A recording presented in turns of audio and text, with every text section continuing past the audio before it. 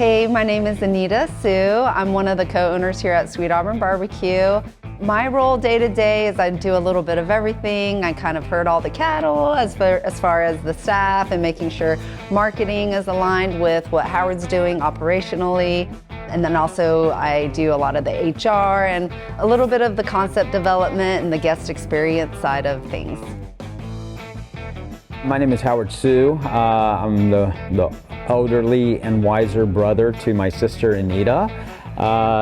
She does support me in many ways, and I am glad my expertise has rubbed off on her, so she's a great sidekick. I am a owner, chef, pitmaster here at Sweet Auburn BBQ. Today we're in the McDonough location, but our original location is in Atlanta. You know, the inspiration here, we like to call ourselves an Asian smokehouse. You know, there's definitely the traditional American, Texas, Southern style barbecue, but of course with our Asian heritage, we want to bring something a little different, just authentic to our upbringing, my upbringing, loving barbecue, loving Asian food, and just loving the blend of cultures. I don't really identify myself as being Asian or being American or Southerner or whatever. I just identify as myself. I think we try to do that with our menu, our restaurant, and just have that authenticity to us. And as long as we're authentic to us, hopefully, you know, it shines through and people enjoy it. We grew up in the restaurant business, so Howard and I are third generation restaurateurs. Our grandmother is from a small village in Malaysia, and she was the town caterer, so that led to my parents also loving to be in the restaurant business. My mom immigrated to San Francisco in her 20s for college, and then loved the United States, went back, convinced my dad to move back to the US with her, and then the rest is history. They ended up opening up several restaurants in Henry County. They were the first Chinese restaurant in all of Henry County. And so we grew up working in the restaurant business. It became really part of kind of like who we are. We love just meeting the community and creating like this beautiful place for people to come together, eat, laugh, and have a good time. And so I had gotten a degree in biology, and I, like most people, decided I didn't want to do anything with it and fell back into the restaurant business, opened up our first restaurant called Gezzo's in Henry County.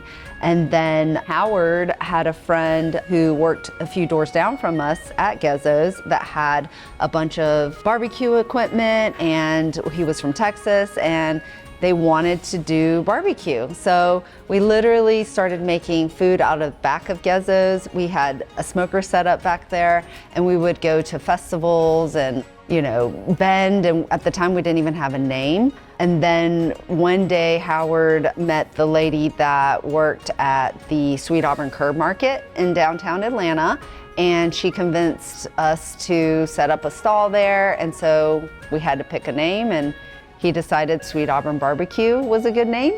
And then, yeah, we were successful. Thank goodness that, you know, we could manage two different restaurants at the same time, which was a little hard, but we divided and conquered. And then we ended up finding our location on North Highland Avenue, which became our flagship location. And then about 3 years ago, we opened up this location, which is now our second Sweet Auburn location in the McDonough area. So it's kind of come full circle. So the idea of the Asian smokehouse has always been there since we became an official business. I think leaning into the Asian side has been a little bit more intentional as of the past 2-3 years.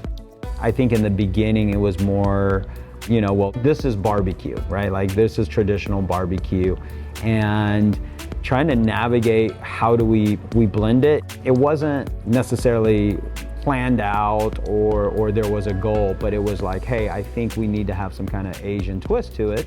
But the twists were subtle. They weren't very noticeable. And I think that's because we wanted to be careful with our business, right? We want people to go to a business that's approachable. First and foremost, a business needs to be sustainable and needs to pay the bills, so we didn't want to confuse our guests. And this was like 10-15 years ago. And as we kind of evolved with our business, I think people's palates and technology, access to the internet, food bloggers, social media, Anthony Bourdain, TV shows, allowed us to become more experimental with our menu and introduce different flavor profiles. I would also add that, when we first opened Sweet Auburn BBQ, we always wanted to have an Asian influence just because it is part of who we are and what we, grew up doing. Like Howard was saying, it took time to educate our community about barbecue and how it could still taste good with Asian flavors. And so over the years, we had kind of played around, we tiptoed around it, and 2 or 3 years ago, we said, you know what, we need to be more intentional and bold with our flavors and put it, front and center on the menu. And we noticed people really enjoying it. And now today, people really seem to really like it and accept it. So it feels really good to finally, have people embrace what your vision was 15 years ago. It's finally come to fruition. You look for complementary flavor profiles and cooking techniques, similar proteins that are cross-utilized throughout different cultures. Every culture has its barbecue or grilled meat, and it's usually accompanied with some kind of pickled or fermented vegetable, right? Like Korean barbecue has a lot of what they call banchan and kimchi. So just looking at that, it's actually kind of easy if you're actually looking for it. Some of our most popular dishes are the ones that come from inspirations of our childhood. So I would start off with our pimento cheese wontons. They are little bundles of love that are stuffed with our house-made pimento cheese, which has, the pimentos, it's got a little sriracha, it's got our house blend of Tillamook cheddar and cream cheese and a few other spices. And so our Aunt Nancy actually helps us twice a week. She's retired, but she's come out of retirement to help us. And so we wrap them with wonton skins, we fry them so they're perfectly golden, and they're served with a sweet Thai chili dipping sauce. And it's been on our menu since day one, and it's definitely our top selling appetizer. People love it.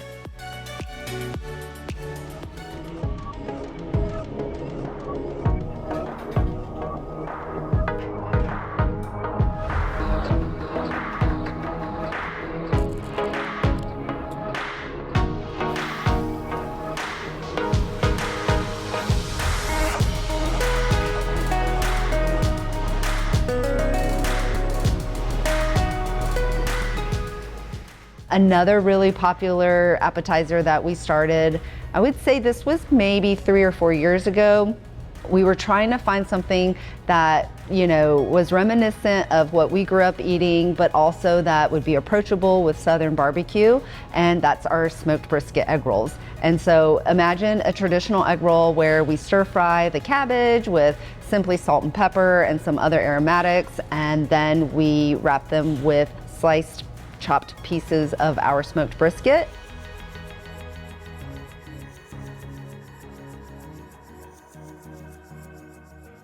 So a couple of my favorites and some of our guest favorites are the brisket fried rice.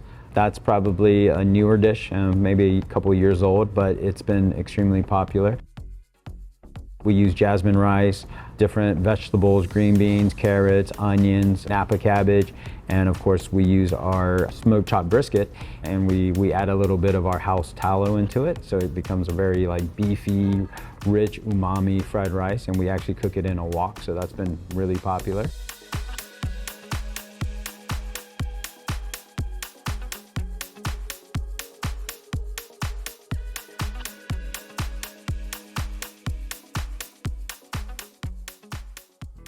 And also the Chinese spare ribs, the char siu spare ribs. The Chinese, they like to make their barbecue by roasting and using a hoisin sauce base, which is almost like a equivalent to ketchup in China, in Asian cuisine. It's used in almost everything. So it's a base for the barbecue sauce, and it's sweet. It's got a nice umami flavor. We add sesame oil, we add some Chinese wine to it, and some other seasonings to give it a nice robust flavor, and it really comes out nice, smoky, and it's nice because the Chinese don't really smoke meats a lot. So taking that American element and then fusing it with the Chinese flavor really brings it up like a notch to me. I think it's very special.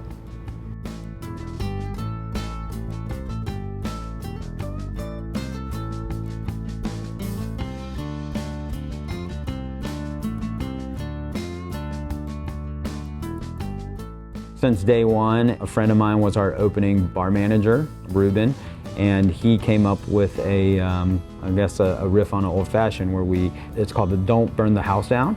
And so we literally torch a piece of our hickory, a log, and torch it, and then when it catches on fire, we smother it with the glass. And from there, it actually creates a nice smoky layer amongst the glass.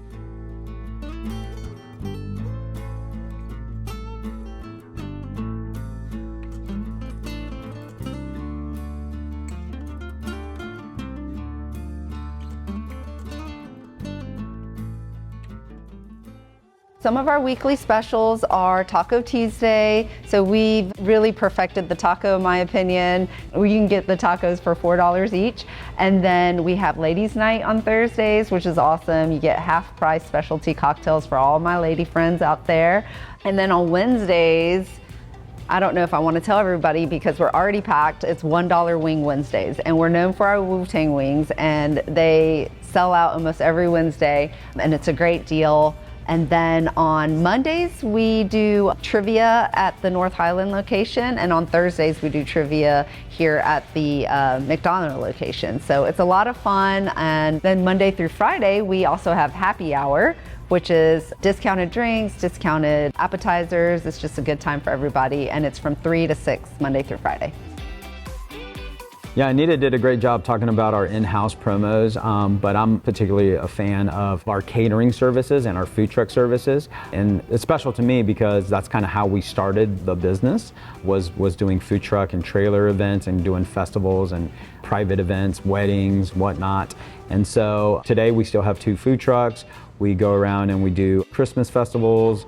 We'll be at Candler Park Festival this weekend. Sometimes we're at the Piedmont Park doing either Music Midtown or whatever events we sign up for. Some of the feedback we get is that first and foremost, they love the warm hospitality that they get when they come in. I mean, we are a family-owned, independently owned restaurant, and so we really value each and every customer that comes in, and we try to train our team to appreciate that. And we always like to say, people are choosing to celebrate their special moments with us, and so it's a privilege for us to be able to make it memorable for them. And then a lot of people also really love that we do something different with barbecue. We are in the South, so you're gonna find a barbecue restaurant on every corner. So it's something different, and there's also something for everybody, but at the end of the day, it's approachable. People like coming in here in their flip-flops or jeans and not feel judged, and it's just a good time. So we really appreciate all the good feedback the community's given us about that, and also just the fact that everything's fresh and made from scratch here, and you can taste the difference between our barbecue and maybe a chain barbecue place. I want our guests to feel, when they come to our restaurant, feel welcomed first and foremost, and feel like they have kind of a second home, to be honest. I want them to feel like they can come in and know our guests, have consistent food, be satisfied, and enjoy a great meal. We like to say, Anita and I like to say, that service is an act. In our business, it's anybody can put a glass of water on a table or bring food to a table, but the act of hospitality is how you feel, how you make the guest feel. And I think that's an art and a skill set that is very important for honestly everybody, for all of humanity. So our goal is to make guests feel embraced and welcomed. And when they leave, they feel like, hey, I want to come back because I feel at home.